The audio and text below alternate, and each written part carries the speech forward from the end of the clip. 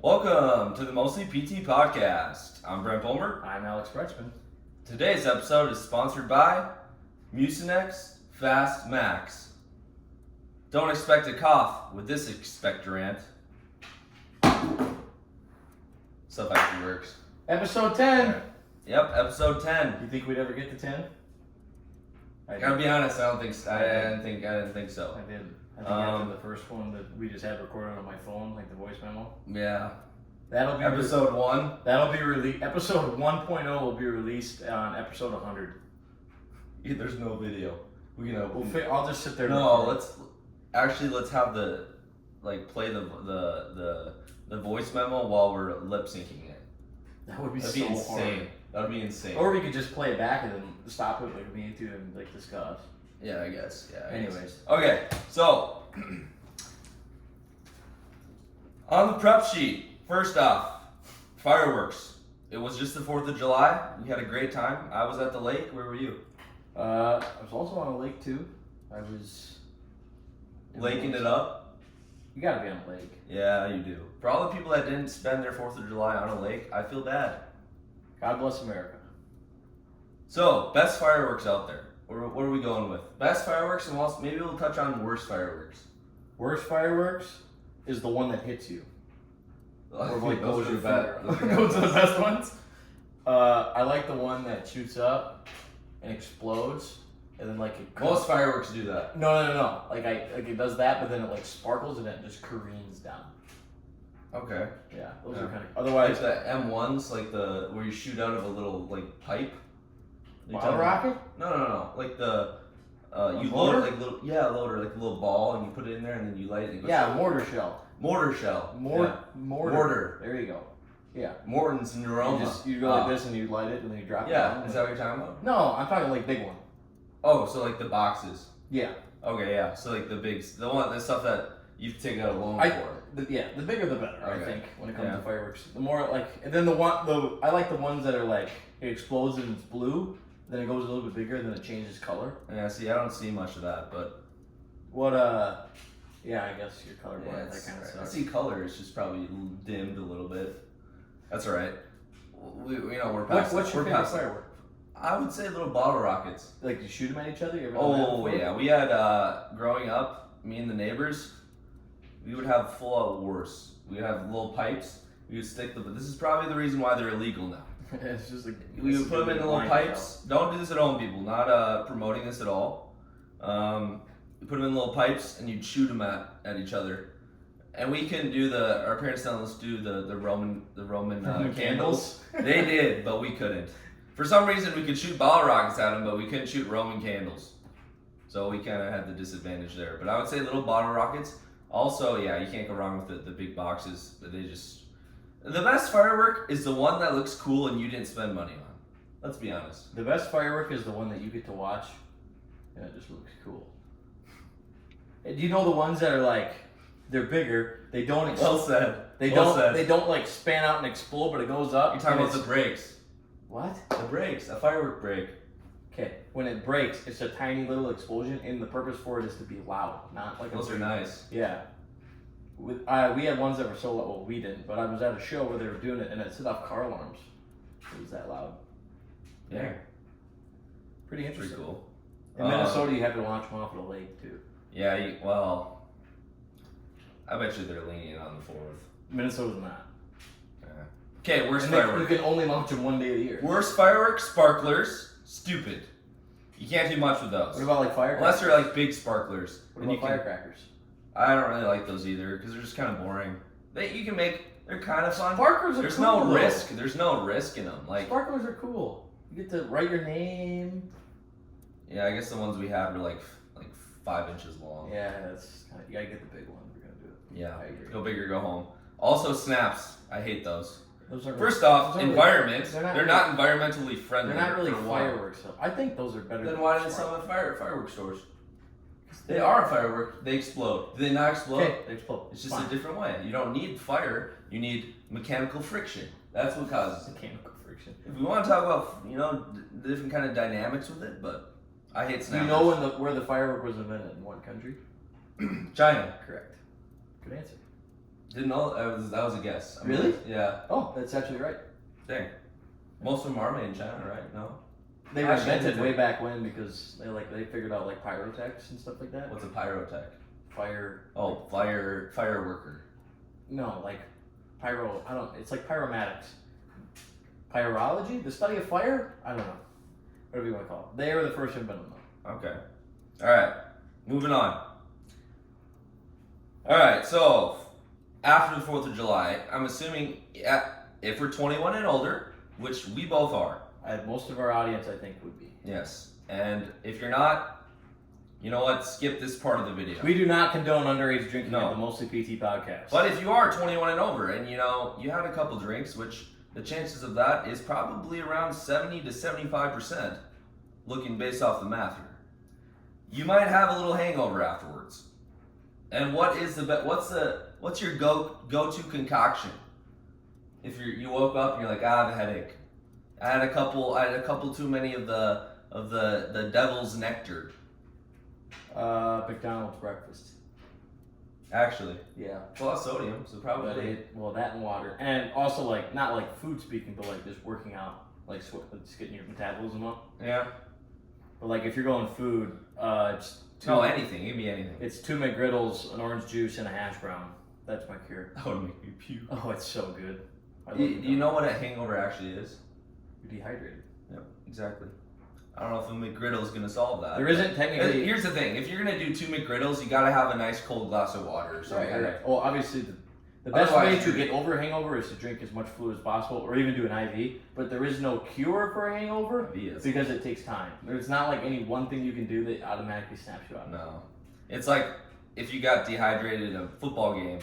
Drinking water ain't gonna do anything really because you're already dehydrated and it's just gonna take time. Yeah. To work. But I think if we're going concoction here, let's go a drink. Anything with a lot of electrolytes. Like Pedialyte. Pedialyte. And Gatorade. Yeah. Anything. Really anything that has electrolytes and water in it. That's probably the best. I've seen a couple TikToks on like specific electrolytes or specific minerals. Probably the one that's going to work best is the ones you lose when you get dehydrated. Sodium, potassium. Bottom line is drink water.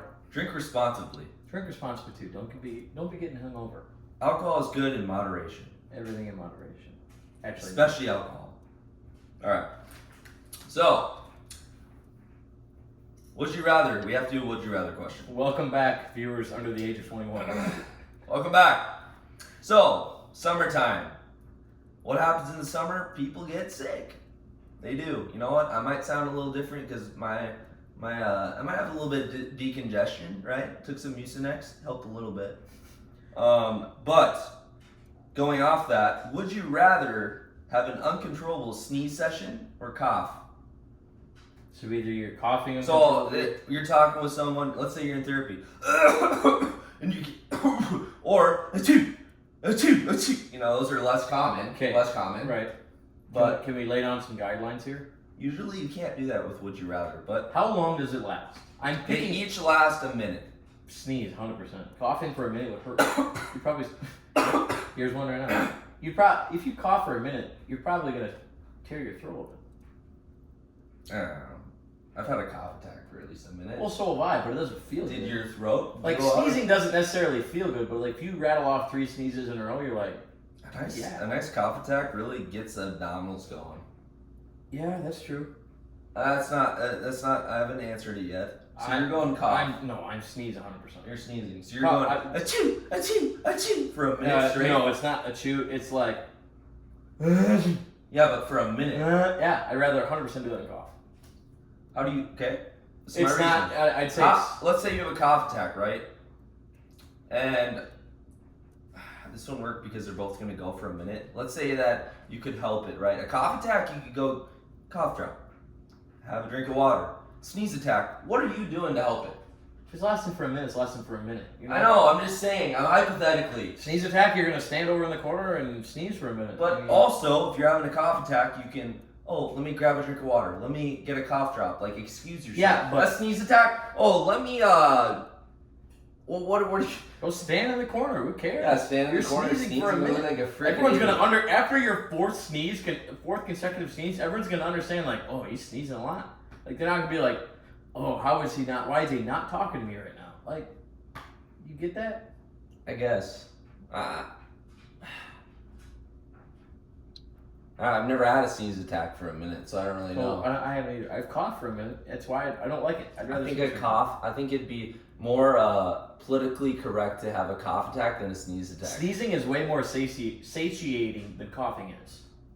Like if you So it a makes good sneeze is. You feel full, or is that what you meant? You think coughing or sneezing is more enjoyable? Period. I love it. After a nice sneeze, it feels pretty good. That's what I'm saying. Yeah. So once you want to see maybe what it feels like after sneezing for a minute, you probably feel like a brand new human. Now, I will say, it's definitely less sanitary. You have a good point there.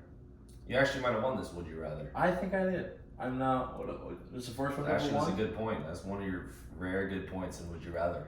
I'm 1-9. It's like Make it a comeback. it kind of was the same point as like when I was the Would You Rather with like the ostrich egg, like after a nice letting the ostrich egg out, like a nice sneeze, Like a nice sneeze. one big sneeze. It's just like a reboot to your body. It seems like your nostrils are they're like this, and then you sneeze. Sinuses open up. Feels good. Dang, I think you're right. All right, good talk. Anything else to add with any of these? No, but one of us has to sneeze by the end of this.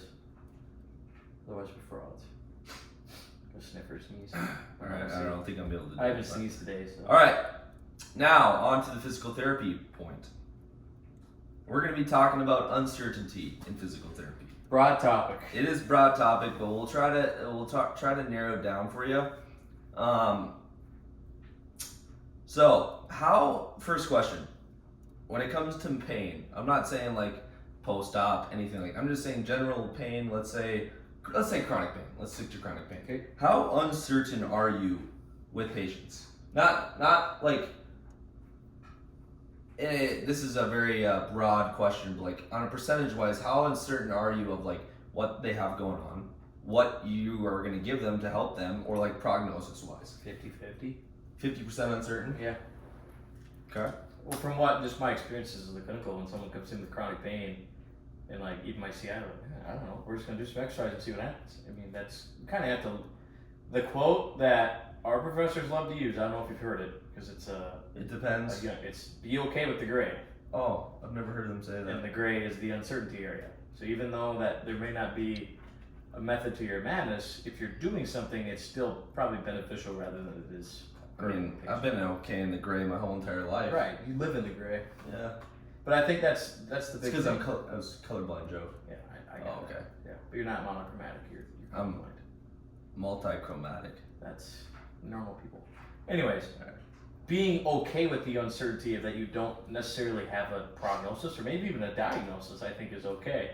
It's just long as that you're keeping positive contextual factors, and you administer some type of treatment to the patient and see how it's cause and effect, and self-reflect. Yeah. See if it works. Mm-hmm. If it does, keep doing Yeah. it. If it doesn't, Good switch it point. up.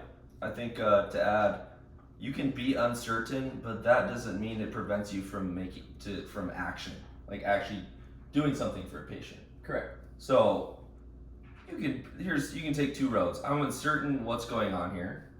I'm uncertain what's really going to help you, the best exercises for you. But I'm going to take this route and we'll see what goes from there. Or you can do what I think would be the nocebo route, which would be like to express, like there's two different ways of expressing you being uncertain. You can be like, let's say students, for example, like they're uncertain and you can tell they're uncertain because their body language is like, I don't, you know what I mean? Like if you're a practical, I feel like that's a good example. When you don't know what you're supposed to do, or you're worried, or you everything goes to beep. You know what I mean? Complete. Excuse my language. Complete. Yeah. I think it's different though in the clinic. Yeah, no, it's different. But I'm saying like in the clinic, you kind of have to, at some point, you have to like pull your bridges up and You do kind of something. got to figure it out. Yeah. Yeah. And that's why they give you so many clinical hours for you to figure that out before you actually get the leash taken off. You know what I mean? So, let's say you're uncertain with a patient. How do you express that you're uncertain without like literally telling them I don't know what to do here? Or well, like, we're not really 100% certain on what is causing your pain, but we know that you're in pain, and we know that we can do some things to help it. So if you'll buy in with us, and we'll put you through some movements and maybe do some other interventions. If you can continue to show up physical therapy, we can try to help solve your problem. Yeah. So you bring in facts, or you bring in like what you're going to be doing. Say what you do know. Yeah, and that's why you do an objective exam, right? You do an objective exam to objectify what's going on. You know what? We're not really sure if you have rotator cuff related shoulder. But we're not sure if you have a rotator cuff tear. But we have certain tests that we can combine to show if you might in fact have that, or you might in fact have this. But we know for a fact that just general exercise, or the exercises that, I wouldn't even say general exercise, I would say the exercises that we give you are going to help. I think just manual muscle testing and objective examinations is huge, because what I would get caught up on is like, okay, patient has greater trochanteric bursitis, whatever. Dang. Well, yeah. Shucks. Shoot, you have bursitis of your hip. But like, then I'm like, okay, what am I gonna do to help treat that? But then my CA is like, well, she's weak in hip flexion. So we're gonna do some hip flexion to get her stronger. Like, it's not always treating what they have, but it's making what they don't have already better. Does that make sense? Yeah. So like, if it's plantar fasciopathy, but they don't have good, but their knee extension sucks, throw in some lumbar quads. Yeah. Try to help them out in general. Work above the joint and below the joint, and try to help some of their other, not necessarily weaknesses, but somewhere where they may fall a little bit short, and it's probably going to help them in the long run too, because they're going to do more movement. Yeah, I agree. And that's why it's important to do a thorough objective exam, a thorough subjective exam, because then you'll know what do I think they need to work on in order to improve, because they'll come in with a diagnosis and they might not present nothing like what their diagnosis is. I've had one of those. Like what example? Like we were looking at their chart, what they were referred for. She's like, yeah, I'm not here for that. My knee's screwed. Yeah. Like it was shoulder pain on the docket or Yeah, whatever. And she that was does just happen quite a like, bit. my shoulder's fine. It's my knee that's Yeah. bugging me. And we're like, oh, okay, look at your knee. It's probably patellofemoral pain. Give her Yeah. some stuff, and it worked. So. And some people are good at like let's say, but you could have a student and they'll be reading up on their chart and it's shoulder pain. They come in with knee pain and they're like, oh, they prepared for like a shoulder exam. Yeah. And a knee came. I totally am prone. And it's like, oh no. And then everything might go like not as planned. Totally, you know? totally a fallen trap to that. And I think there's a good point. A good point is to, you know what, I do say fake it till you make it, right? Like that's to some extent. Like even if you are uncertain, it's important not to come off like you don't know what the heck is going on. Agreed. And that takes, for one, body language, which I think is hard to control, especially when you are uncertain. Right? Just like your body language. Yeah, that's something, like you said, with more contact hours, though, that's something you can work Yeah. on better and better. And reflection is huge. Getting feedback is critical in Yeah. anything that you do, but especially in the job your profession you're choosing. If you can continue to get constructive feedback from your superiors, you're only going to get better. Mm-hmm. Unless you just, you know what, your CI just... I think well, whatever. That's besides the point. Biggest thing with uncertainty from a diagnosis standpoint is people get so caught up, and I follow it too. It's like, what am I supposed to say if the patient it's like, what do I have? I don't know. Well, then I just said, well, you have decreased range of motion and weakened strength in your right leg, and with some deferred pain that's there. You know?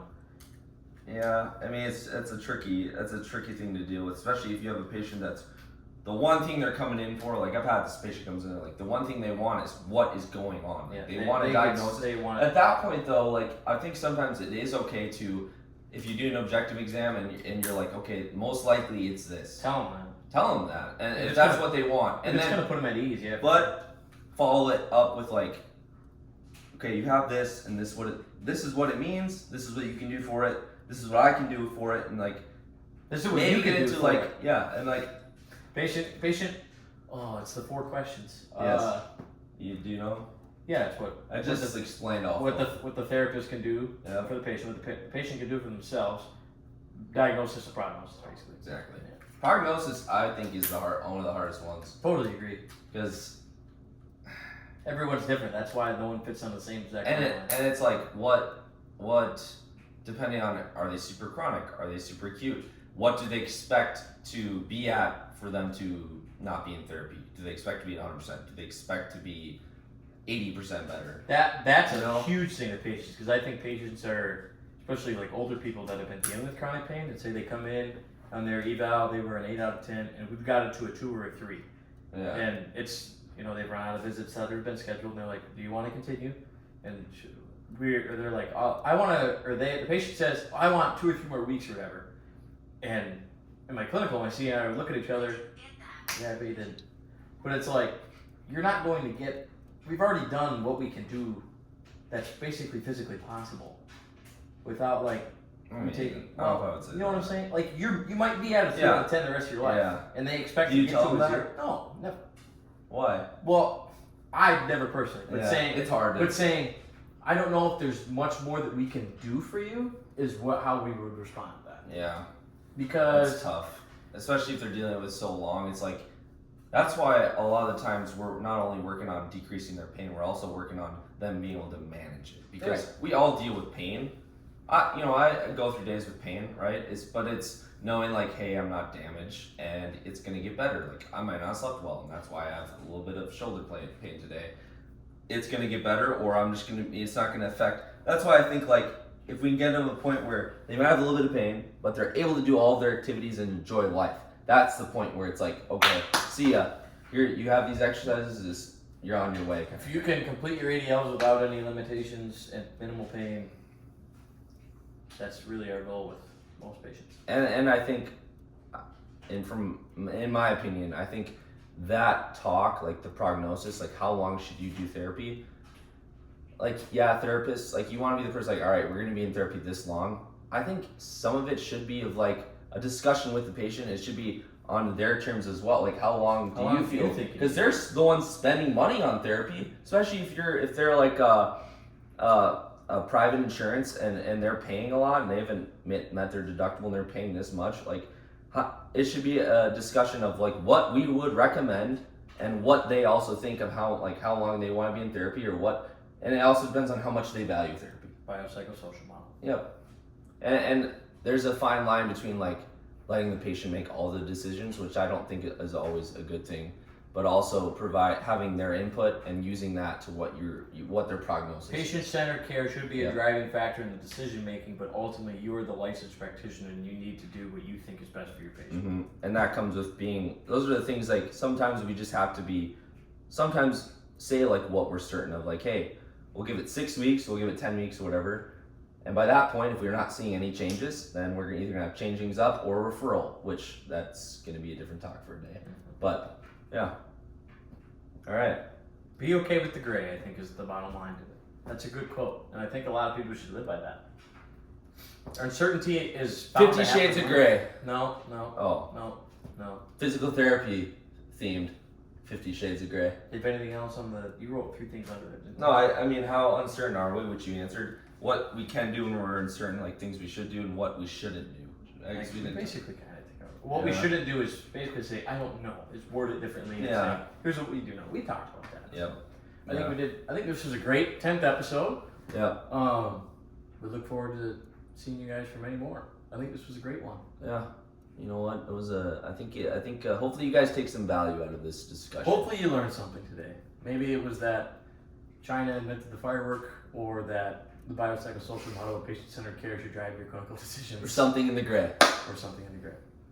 This has been episode 10 of the Mostly PT podcast. We'll see you next time.